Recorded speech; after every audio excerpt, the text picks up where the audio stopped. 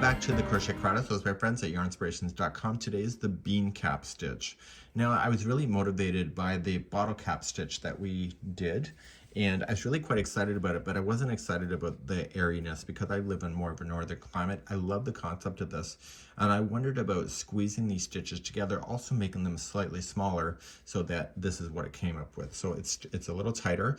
Now, if it were me and I were you and I was displaying something like this, you have to crochet back and forth, but I would make it to the point where when you're displaying it, it looks vertical by just turning the blanket. But that's just my own personal thought.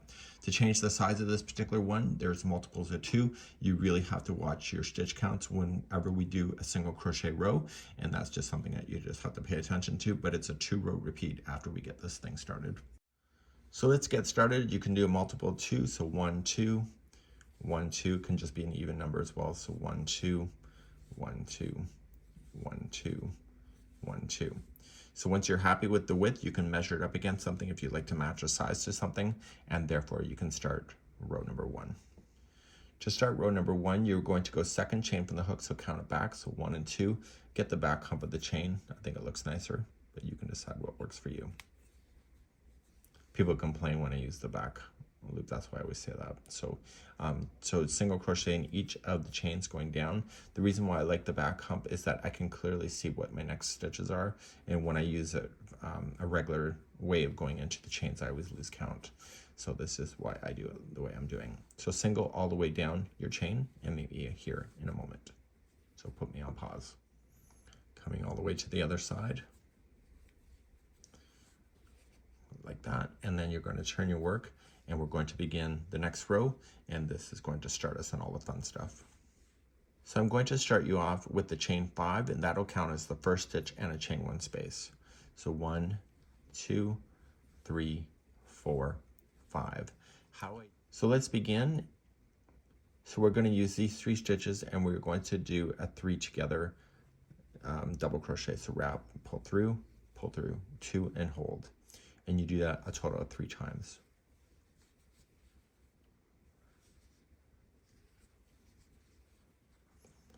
Now, when you pull through, I only want you to pull through the 3. So yarn over, pull through the 3, and then yarn over, pull through the 2. This 2 just created a space to do the 4 wrapping bean stitch. To start, you were just going to insert the hook into the space and grab the yarn from behind and pull through. So this is 1, and now you're going to wrap the hook and going into the space and yarn over, pull through. That's 2, yarn and into the space. This is 3, and yarn over and into the space, and there, just like that. That's 4. So it takes 4 times to do that. So now you're going to yarn over and pull through everything but the final. And because you've done the bean stitch, it's a lot easier to be able to separate that. And then you are going to yarn over and pull through 2. To get to the next one, you have to chain 1, and you need to use the same leg as the last one, and then the next 2. So to start, you're going to yarn over and do your 3 together stitch again. So just yarn over, pull through 2 and hold, and do the next 2 exactly the same way. So the stitches are sharing each other on the legs on the outside of each one of these stitches. Yarn over, pull through just the 3 only, then yarn over, pull through the final 2. And now start your bean stitch, and just going into the space, yarn over, pull through, and then do your next 3. So once, twice, and 3 times. You're now going to yarn over and pull through everything but the final. And because you've done the bean stitch, it should be pretty easy for you to be able to get through there. Then yarn over, pull through the final 2, and then chain 1 to move on. So I'll show you one more time. So yarn over, grab the same leg as the last one, and then do the next 2.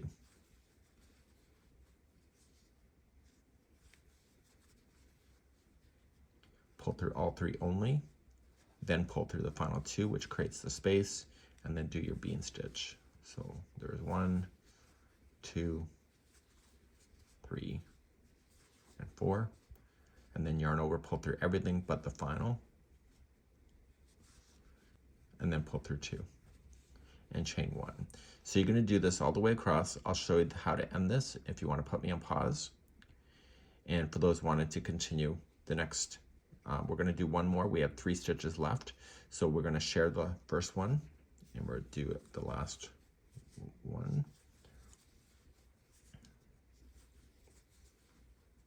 Pull through 3, and then pull through 2, and then bean stitch. So once, twice, 3 times, and 4 times.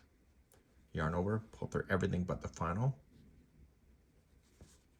and then pull through the 2, and at the end of this, just chain 1, and then see this last one right here? That's where you want to do the special stitch.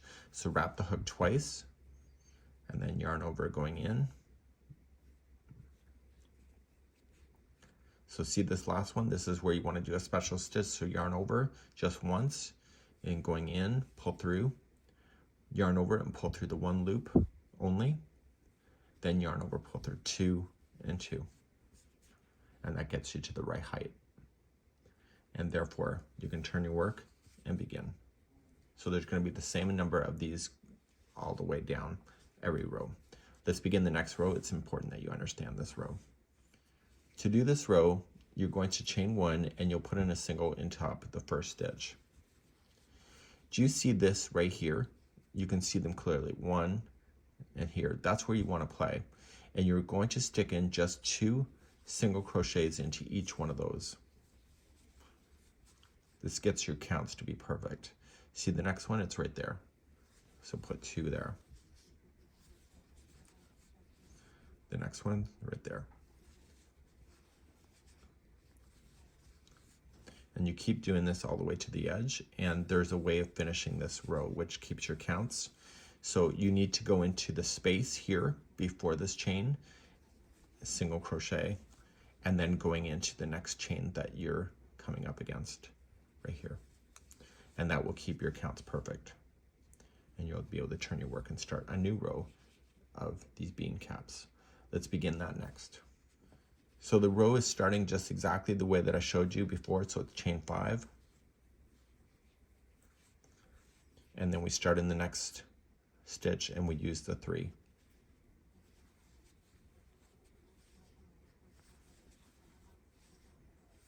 Okay, and then we pull through all 3, then pull through the final 2, and then do your bean stitch. So we have 1, 2, 3, and 4. And then we pull through everything but the final one, and then pull through the 2. And don't forget to chain 1 after you do that. So you're gonna just move down your row where you already know what to do. You use the first one that's already started right here, and then you do the next 2. So go all the way down, and I'll show you how to finish once again. When you come up against the last one, make sure you chain 1 after you do it, and then you come into this one, and you just wrap the hook once, pull through just 1 loop, then pull through 2 and 2. So when you turn your work and do the next row, you're going to chain 1, single into the first, and then you look for the top pieces. So just right here. And you'll put 2 single crochets in each of those all the way across the top. And it's the one just before the ending is where you have to put that extra single crochet in. So I tried to do this stitch for a couple hours and I kept miscounting, so I ended up repositioning where I put my stitches so that I could keep an easier count. So you're going to come into the space here, single crochet, and then come into the next chain that's available. And you can continue to do this as often, as many times as you want. It's a really great little stitch to know. And I would do this thing, and when I was displaying it, I would be vertical, just for options. It's a really great idea. This is the bean cap stitch.